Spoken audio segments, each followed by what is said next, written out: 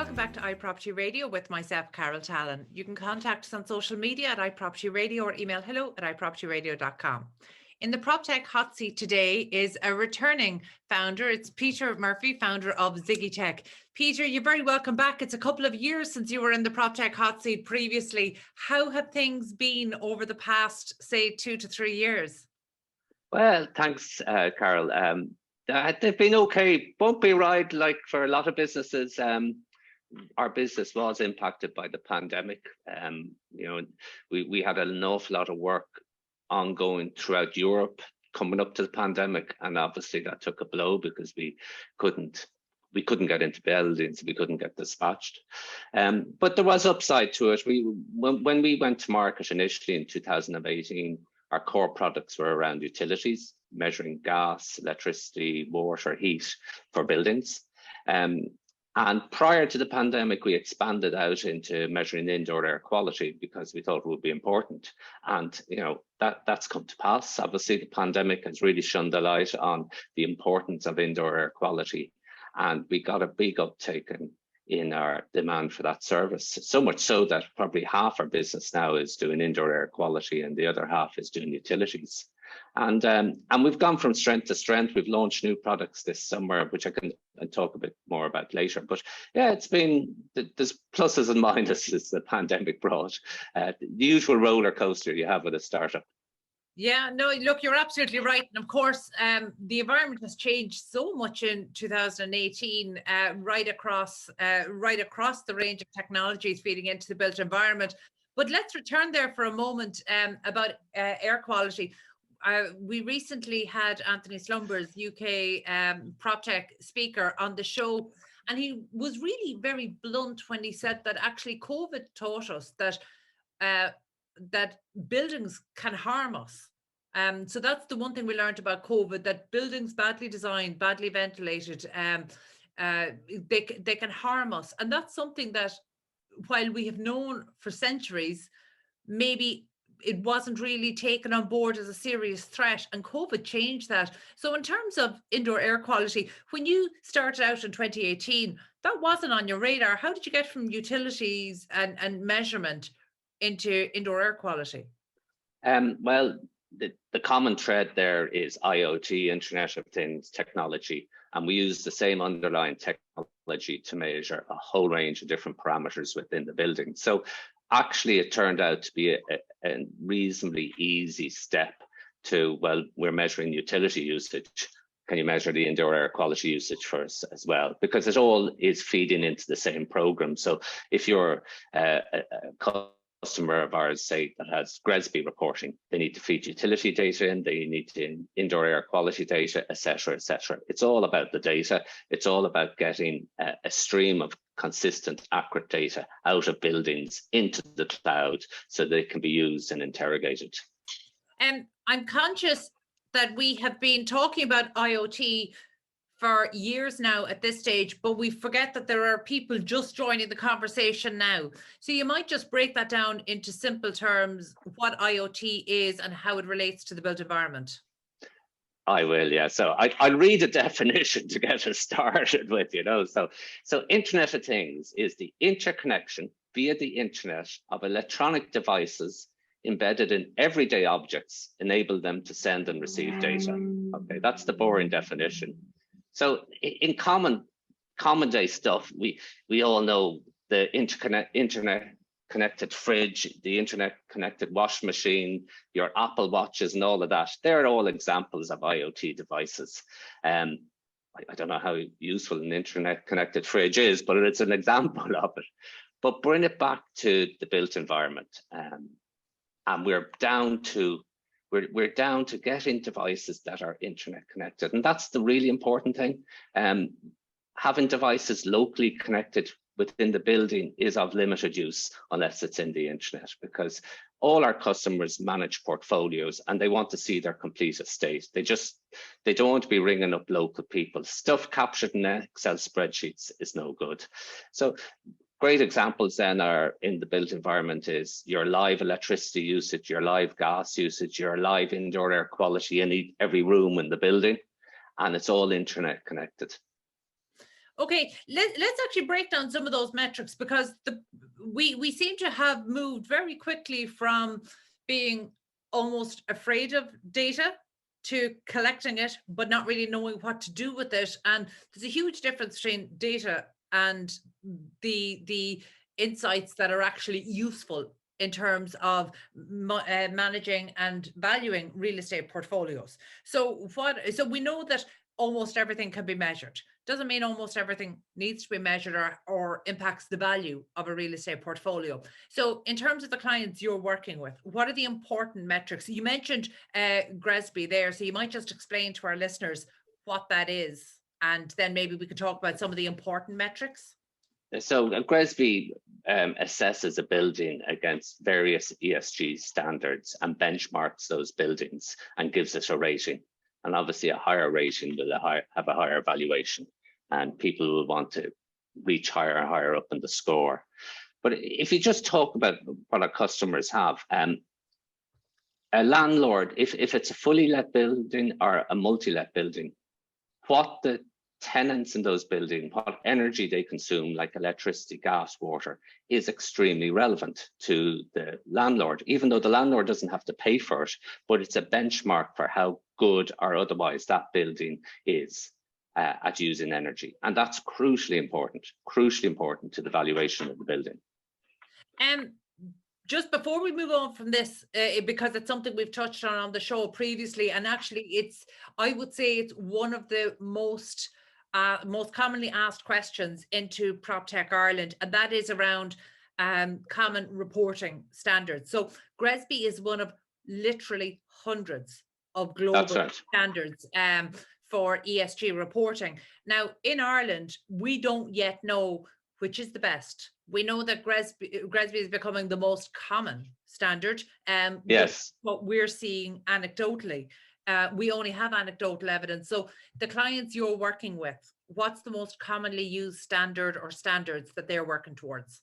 Well, GRESB would be the leading standard out there. There'll be well building performance, there'll be the lead operational performance, but I would see GRESB most often being used.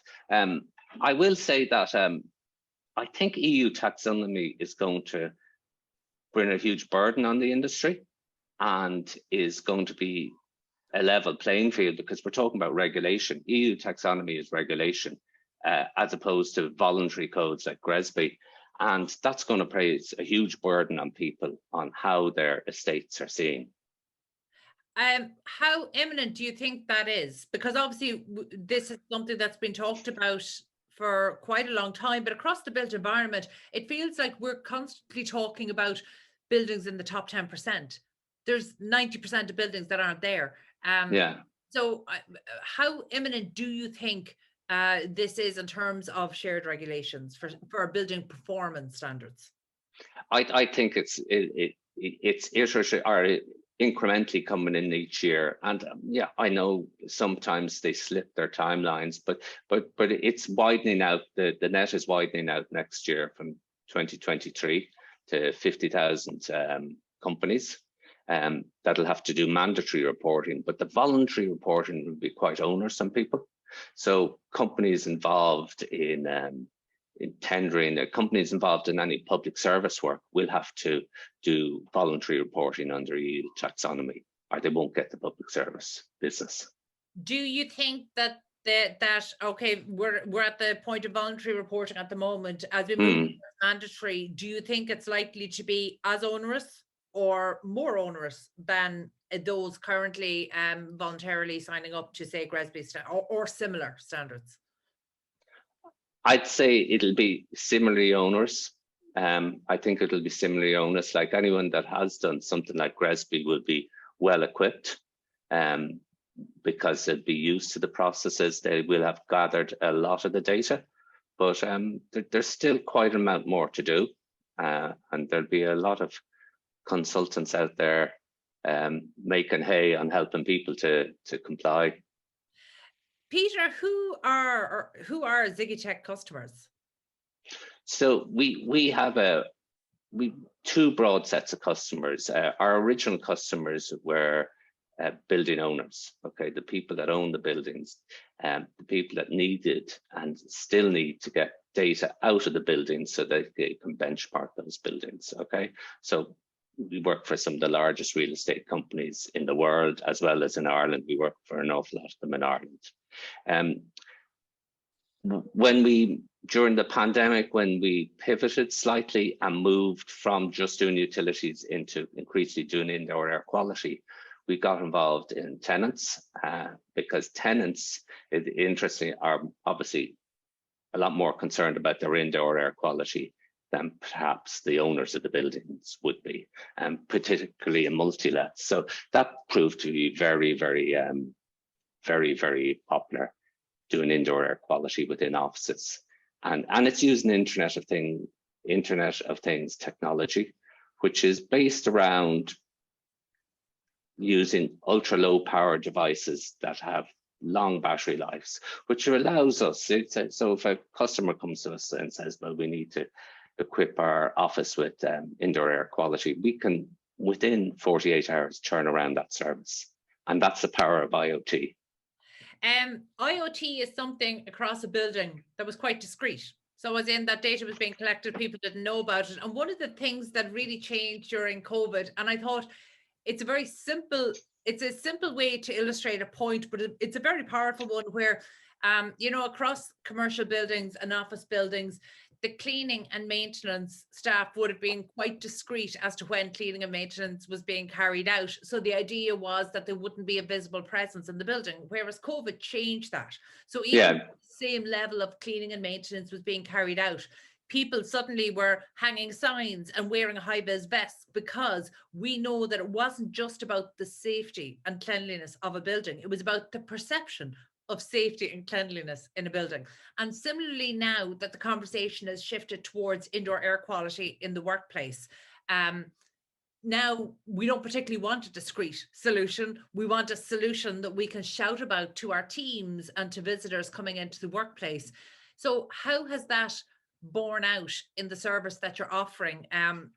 We definitely want a solution that we can shout about once we're happy that the answer is right. And that is important. And I suppose that it's a double-edged sword. Sometimes there is a tiny bit of nervousness about measuring indoor air quality, just in case the answers aren't as good as one would hope. Now, more often than not, particularly in higher end buildings, the answers are very good, very good. That said, we're seeing very low occupancy still. A lot of the buildings still have very low occupancy. So naturally, the air quality might be a little bit better than it would otherwise be with such low occupancy in there. But like the pandemic did show us that you can't catch COVID or the cold from touching surfaces. Okay, it's purely airborne transmission. And the quality and the cleanliness of the air in your building is absolutely crucial to reducing the transmission of not just COVID, flus, colds, the whole lot. Okay, you're saying purely airborne, but I thought the science had landed on it being primarily airborne, as opposed to purely airborne in terms of COVID infection. But look, that's kind of a point for people to maybe satisfy themselves with in terms of the most up-to-date health advice. But just back to the point of occupancy, I presume that's one of the metrics that you're looking at when you're measuring within buildings. Are you looking at use, as in space usage, not just energy usage? Are you looking at occupancy levels within the building? We are. So we're launching that product. We're doing a prototype with a customer at the moment, okay, where we're doing occupancy measurement. I think that's just going to be very, very big. And there's various parameters that one measures, but to really understand how and when your building has been used with hard data rather than anecdotal data will be very, very powerful. I suppose, Carol, I have a theory here, my own theory in around people in professional services in a hybrid working environment are probably going to focus on reducing some of their office space. And certainly they're focused on repurposing them to less individual spaces and more collaborative spaces. But their office space is a huge part of their CO2 footprint. And if they can reduce office occupancy by 10-20%, it'll have a measurable impact on their drive to get their energy usage down by 50% by 2030. And you need to do that with data. You need to understand how your building has been used and when it's been used. Okay, can I just clarify there? Do you mean actually to get the occupancy down, or do you mean to actually get the footprint of their, as in, sorry, the square footage to reduce that? Well, yeah, if you're leasing space, the carbon footprint associated with that lease is quite significant.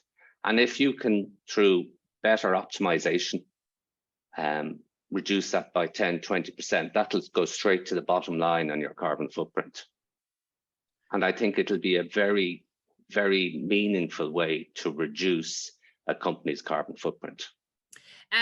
It feels like, you know, every couple of weeks there's a new report in terms of office, not just in Ireland, but certainly globally. And, you know, the latest one is that staff are reluctant to return to offices. And I'm not sure that's safety related. I think people have discovered a new way of living and they don't necessarily want to return to the way things are. And I say that as I'm recording from Connemara for Dublin South FM. Yeah. I think that that's a very valid concern. How long it will be there for, it remains to be seen, but I think it's a valid one.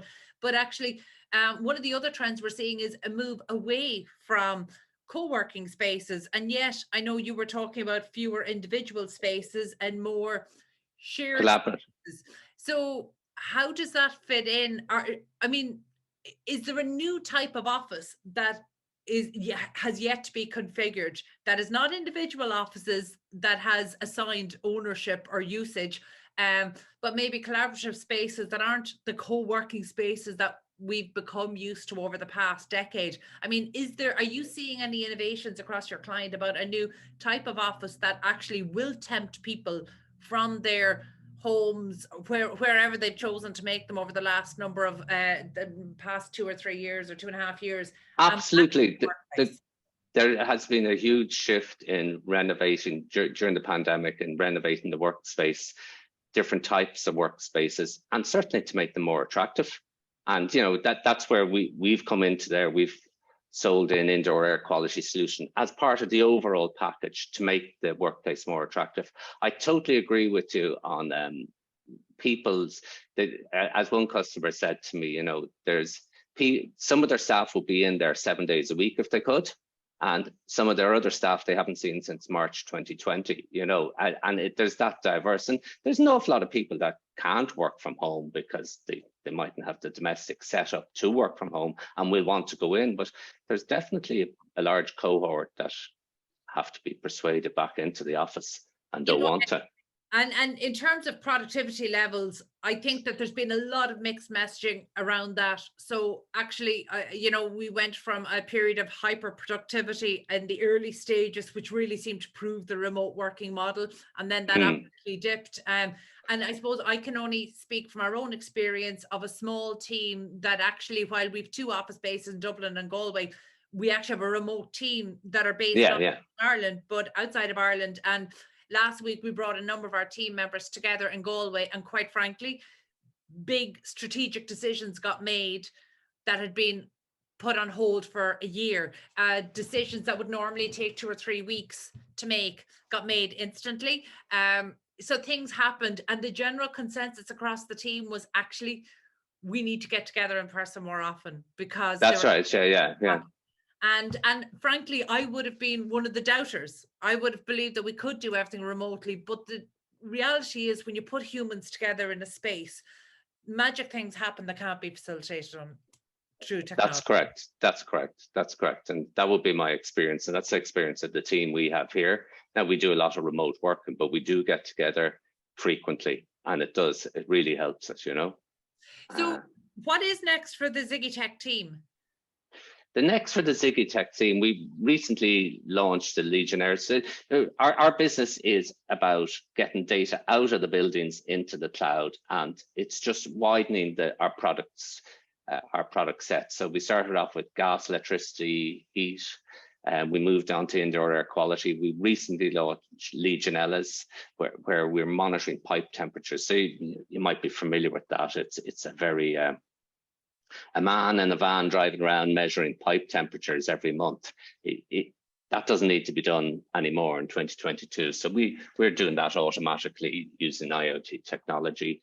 I'm very optimistic about occupancy and getting that data and using that data to drive better decisions on building design and drive better decisions when it comes to leasing and renewing leases. You know, now if you're coming up to renew your lease in 3 years' time, it's now you need to understand the data about what's happening in your building so you can make informed decisions about that lease renewal. And occupancy data gives you that. It really does. I like a simple explanation that I can understand. So I like when you talk about the core purpose being about getting data out of the building and into the cloud. But when it's in the cloud, still has to be then, I suppose, put to use to actually be able to take action on, you know. So we talk about these actionable insights. And I think that now, please correct me if I'm wrong here, but I can see a huge improvement on buildings gathering data.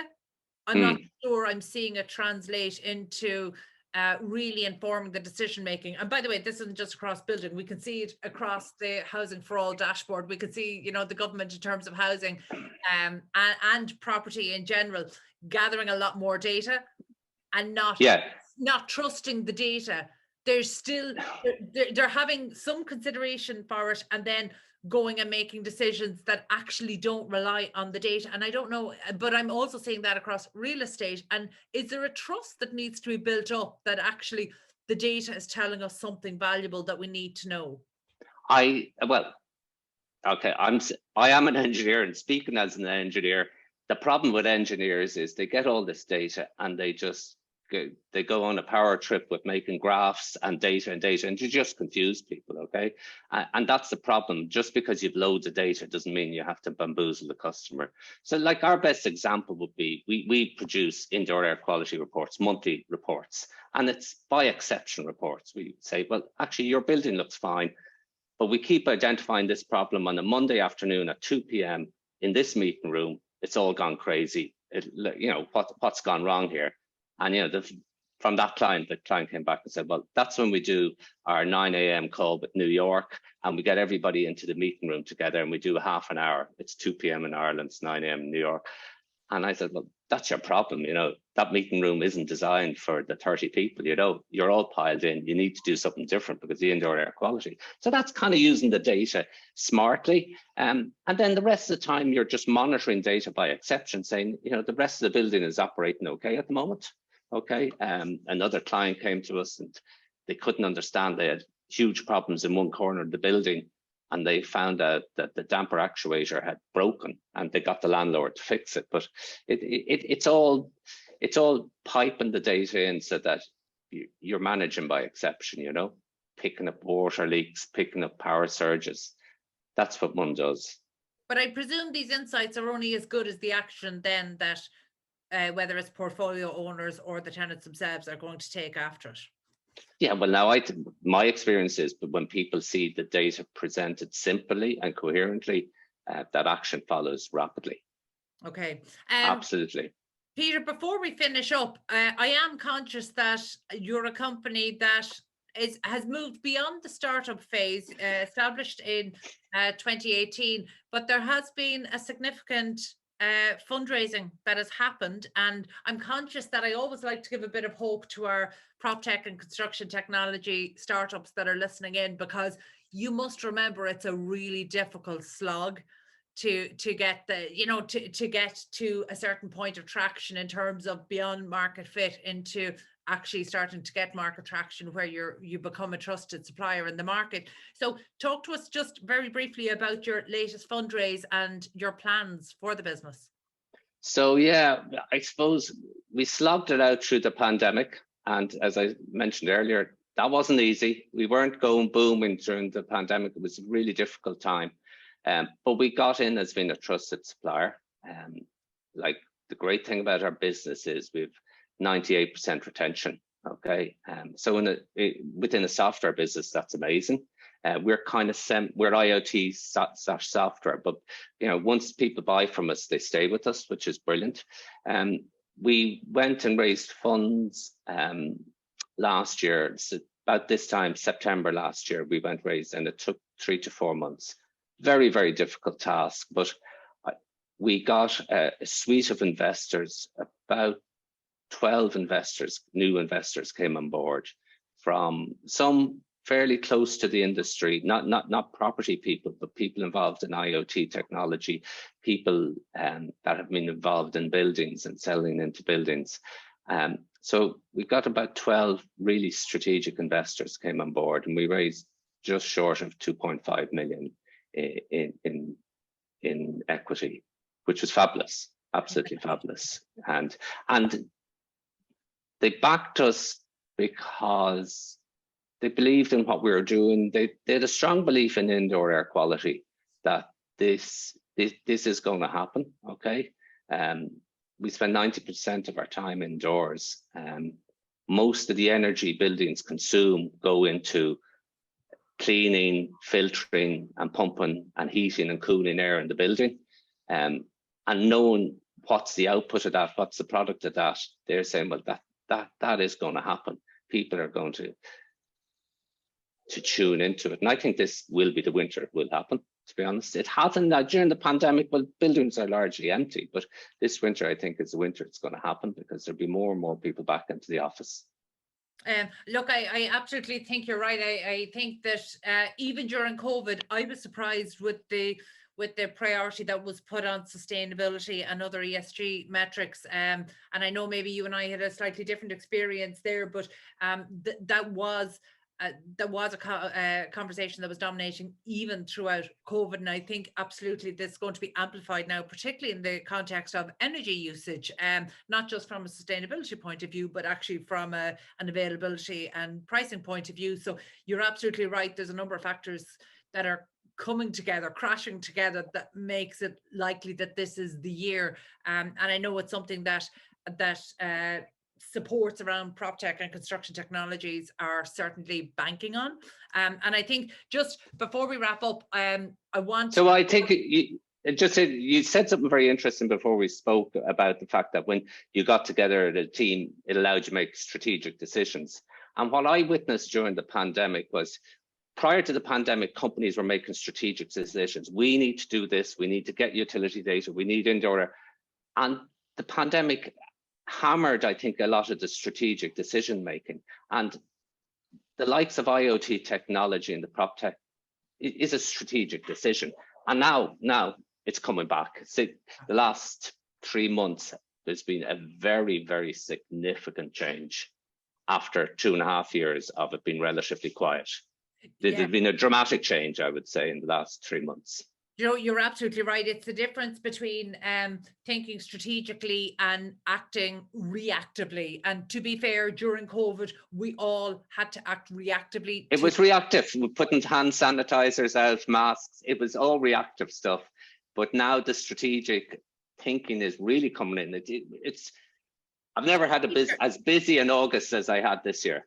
Well, and that's a great sign, but actually you reminded me of something that we've noticed within our own companies that I'm certainly going to share with our audience here. The one thing I ask is that companies who had their ESG strategic plan prepared prior to COVID and had things on hold, do not bring that plan back to the table. Actually sit down, because things have changed, not just around COVID, but actually so many factors and technologies have changed so entirely over the course of 3 years that I would say do not resurrect an old ESG strategy. Come back to the table from scratch, because actually the dynamics are very, very different. And thank you so much, Peter, because actually you've reminded me that that's something we've experienced with real estate portfolio owners, that we've actually had to say to them, don't try to resurrect. I'm a big believer in there's no such thing as plan B. If plan A doesn't work, it's because your factors are wrong, which means plan B isn't going to work either. Coming back to the table now is the time to prepare a new ESG strategy if it wasn't evolving over the past year. So certainly don't try to resurrect an older one. So thank you so much for that. Peter, the final takeaway I hope PropTech and construction startups will take from what you said there. You didn't labor the point, so I will. There's a huge difference between investment and having strategic investors. And strategic investors are the ones that actually are able to help your business, not just pump money into your business. And I think all have really shown the difference between having investment and having strategic investors on board. And it's something you mentioned there. So I would love for any prop tech and construction technology startups who are in fundraising mode right now to keep that in mind. That no, that was really helpful. It was. Value to have our backers on board. Super. Listen, that was great. Thank you so much for being so generous with your time and so open with the information, and particularly around the fundraising journey, because it's so important that we start talking about that much openly in Ireland. So thank you so much. That was Peter Murphy, founder of ZiggyTec. And that's it from us this week. You can get in touch with the show on social media at iProperty Radio or email hello@ipropertyradio.com. My thanks to the Hear Me Roar media production team and to Luke Delaney on sound for Dublin South FM. Until next time, thank you for listening.